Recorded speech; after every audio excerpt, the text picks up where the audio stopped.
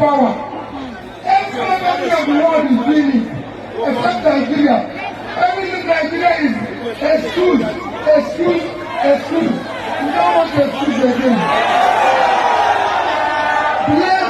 Blame. We don't want blame again. What we want is action.